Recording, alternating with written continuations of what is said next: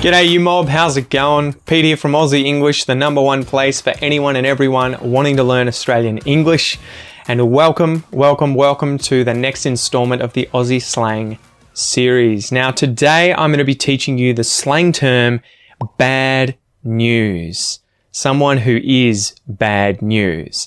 Now bad news can be used by all English speakers to be talking about information that you have just received that is obviously not good, right? So if you go to a hospital, you talk to your doctor and the doctor says, I've got some bad news for you.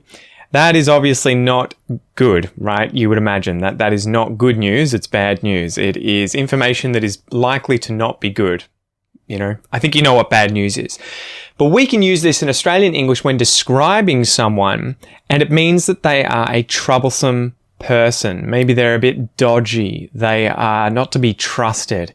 They're a troublesome person. They are bad news. So maybe you have a friend who comes to a party and you tell your other mates there, you know, he's a friend, but he's a bit troublesome. He's a bit dangerous. He's bad news sometimes. That guy is bad news.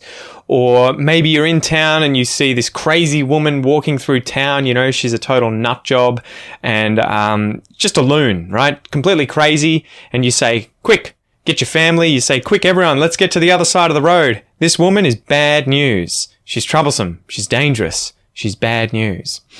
So thanks for joining me, guys. Hopefully you understood this expression. If someone is bad news, they are troublesome, they are dangerous. Use it in the comment below and show me that you've understood it, right? Make your own sentence using this expression. You know, have you ever come across someone who is bad news? Do people think you're bad news? Who knows, right? I'm sure that someone out there thinks I'm bad news. Just, you know, statistically, there's got to be someone.